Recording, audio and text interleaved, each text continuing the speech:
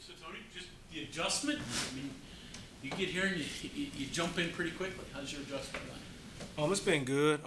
Just trying to find a place to live and move my family up. So now that's done, you can really focus on football. Really enjoying the room, really enjoying the coaching staff. We got a room full of really good guys and good personalities. We got a staff that is very knowledgeable, very mature, and I'm looking forward to it. We got great minds like Graham Harrell, Coach Brown, who's also coached receivers. You know, just being able to learn from him and just gain on his knowledge has been a blessing so far. So you have a house now? Yeah, I got a rental. Yeah, I got a rental right now, so I'll get in my full-time house soon. In a rental right now. Tony, will you be building your own house? Yeah, we're gonna build. We're gonna Are you build. really? Yeah. So it should be fun. Can you take me through your education and the majors there and everything? It seems like it's, no offense, but it's kind of unusual for the football background. It's about my majors. Yeah. Oh, yeah. So I did building science at Appalachian State with a concentration in construction management and architecture. So, you know, I kind of hit it from both sides. That's what I thought I wanted to do. Thought I wanted to build buildings, design houses, and then had the opportunity to play in the NFL for a few years and did that. And then I realized, like, the game was in me, and I didn't want to leave it alone. I didn't want to sit behind a desk and crunch numbers for the rest of my life. So I decided to get back into coaching.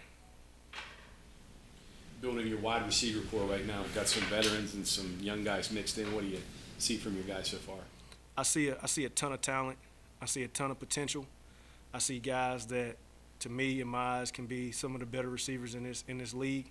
I think the biggest thing is just hammering down the details and hammering down just the fundamentals of the position. I got guys that can do some amazing things, but it's the consistency key that I think it is. I mean, guys, you know, everybody's talented. That's why they're here. But it's who can be that talented guy every single time they go out there. And so that's the part for me. And I think the consistency comes with the fundamentals and the technique. And so as soon as these guys really hone in on that part, hone in on their craft, and know what they're doing, I think they're going to be phenomenal. So what techniques do you stress? The biggest thing is just winning at the line, you know, especially at this level. Seeing a lot of press coverage, man-to-man, you have to be able to win at the line. Our guys are really good at that. They have the quickness, they have the foot speed to win. But it's, like I said, it's the consistency, it's the technique, it's how you're winning. You know, you can win one or two, but to win 8, 9, 10 in a row, that's going to rely on fundamentals. You know, and like I tell these guys, you have to have a toolbox. You know, like a guy's not going to come and try to do a job with just a hammer. You know, that's one move, that's one technique. You got to have a hammer, you got to have a screwdriver, you got to have a wrench, you got to have everything if you're going to get the job done. And so that's really what I'm trying to empower these guys to do, is just having that toolbox full of different techniques and different things to where, hey, this guy got to use this guy have to use the hammer, this guy got to use the screwdriver, you know, just helping them get to where they need to be, because like I said, they're very talented. It's just helping them get to that next level. Evaluate the guys you have. Give us a comment or two on some of your top guys. When I look at Bryce Wheaton, I look at probably one of the most physical specimens I've ever worked with. You know, I've been a lot of places and seen a lot of really good players, but just the size that he has and the ability he has is really good, and I think he can be a phenomenal player. For him, it's just going to be, like I said, that being consistent, that concentration, that understanding what he is, understanding he's a big body, he has to play powerful. You know, he has the finesse part of his game, but being more powerful, being more physical, you know, using his big body to make some of these catches, and I think he'll be really good. I look at Sam James, very twitchy, you know, elite twitch player, a lot of quickness, a lot of speed. He's going to be really good. He's played really good so far throughout this camp. I mean, throughout spring ball, he's been really good. I've been surprised with him. I like what direction he's going in. And then KP, Caden Prather, just a young kid who I think doesn't know how good he really is. I think he can be phenomenal. I think he'd be one of the best players I've worked with. I think he'd be a draft guy. You know, all those guys can, but I think KP has a ton of potential. With him, is just, you know, it's him understanding I have to be locked in every day. You know, being a young guy, sometimes he can slip out of focus. It's just being locked in every day and understanding who you are and being who you are every play. Coach Brown's mentioned Preston Fox a couple times so far. What does he do as a former walk-on that's kind of stood out to you? Man, he catches the ball. I mean, at the end of the day, you know, wide receiver position is about catching the ball, making a play. And, you know, like I said, some people, you know, they look good, they look phenomenal making the play. Some people don't look good, but they make the play. At the end of the day, that's what you want. You want production. You know, you can grade a million different things, who's doing what techniques, what's this and that. But at the end of the day, the production is key. And so far through the first 5 days, his production has been through the roof, especially for a walk-on kid. receiver in college, but obviously then went to the NFL. Things that you learned in the NFL that maybe didn't know in college that you can pass on to your receivers now? Just the mindset. Like I tell players everywhere I go, it's a mindset. The best players, the best athletes aren't necessarily playing in the NFL. It's the most consistent guys. You know, you can make an amazing one-hand catch 1 out of 10 times. It doesn't make you an NFL player. It's the guy that can go out there, and if he has 10 attempts, he's going to have 10 catches, 9 catches. It's the production. You look at the guys who last in this league, there's a lot of flash in the pan. Guys who go to the NFL, they have a splash year, and then they kind of disappear. It's those guys that can be consistent day in and day out, know how to take care of their body, practice like a pro, do the things off the field to be ready for the on-the-field activities. That's what takes those guys to the next level. And so that's really the biggest thing I tell any college player is just you don't understand the time and the things that guys at that level put into their game. You just see Sundays. You don't see Monday through Saturday. You don't see the off-season regimens. You don't see the amount of catches they put in. It's that work that goes on behind the scenes that I think these guys have to learn. And you can't wait till you get there. You have to do it now. And so that's really what I'm preaching, getting those guys to prepare like pros now at the college level.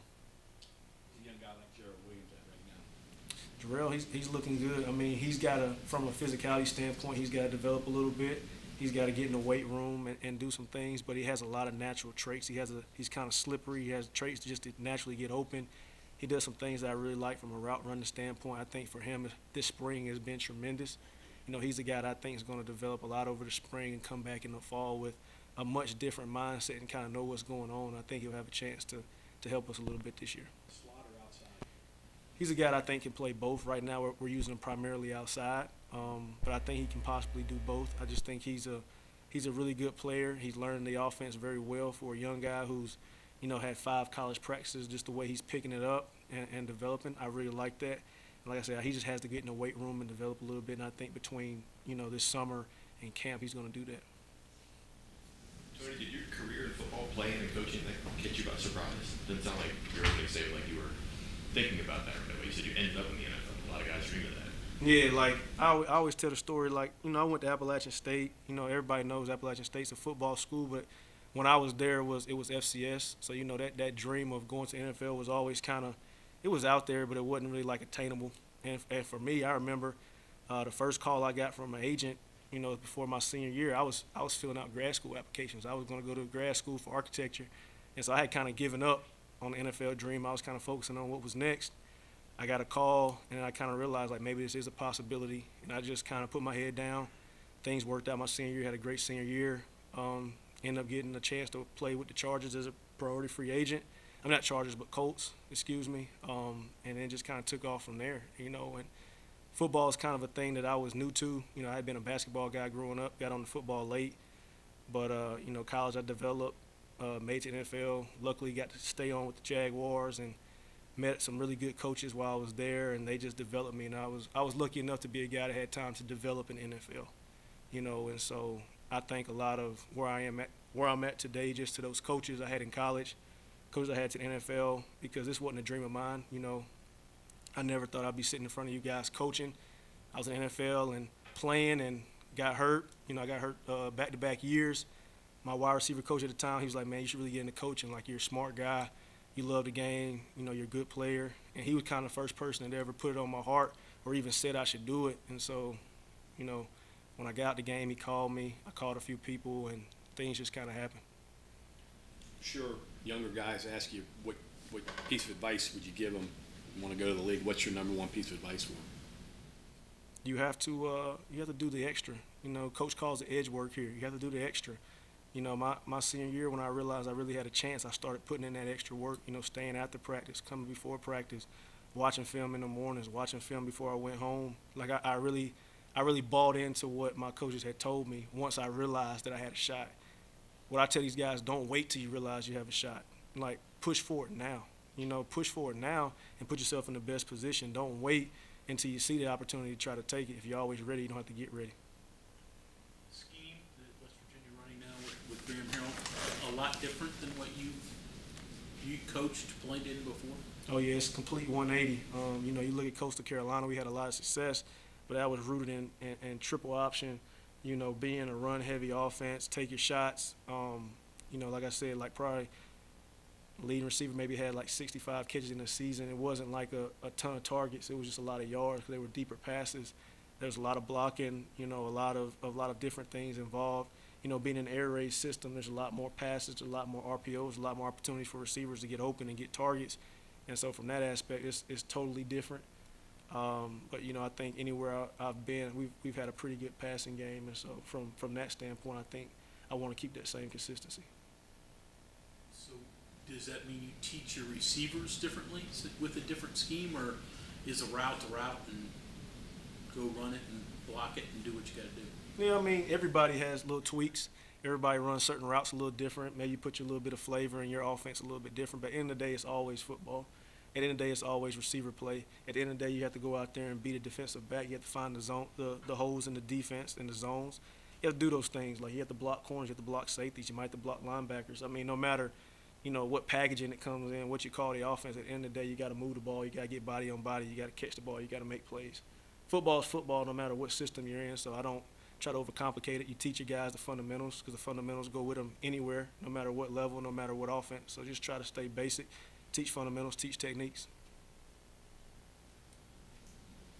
Tony, what was the 20 season like for you guys at Coastal Carolina, going all the way down to the very end almost? 2020 season was amazing. That was my first year with the team.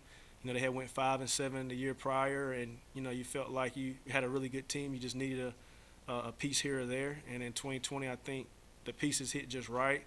I think for Coastal Carolina, I think the best thing that happened to us that season was COVID, because it allowed that program to get on national TV against Kansas. It allowed us to be on national TV against Campbell, who's the FCS opponent, who that game would never be on national TV. And I think just having that national exposure, winning those ball games, beating Louisiana Lafayette that year, third or fourth game of the season on a Wednesday night on ESPN, I think it just propelled, Coastal Carolina to a national status it had never been to.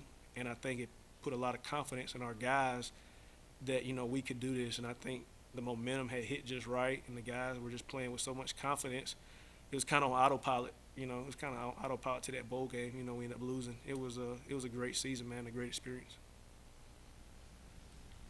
You got some guys that you're going to get down the road. Have you studied them yet, the recruits that you got? There's a couple guys that you're going to add to the room? Yeah. So the JUCO guys we have coming this summer, we recruited both of them at Coastal, so I had prior relationships with both of those guys. So they're not totally new to me, and so both of them are really good players. Both of them were guys that we would have loved to have at Coastal Carolina.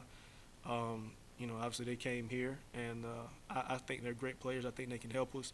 It's good having an outside guy and a slot receiver coming in, because now that allows us to fill some depth issues, and I think those guys have to be ready to play. So when they get here in the summer, it's not going to be a lot of hand-holding and learn the offense. You got to get out there and get your feet wet and get dirty and make mistakes, but that's the opportunity they have, and they've got to take advantage of it when they get here.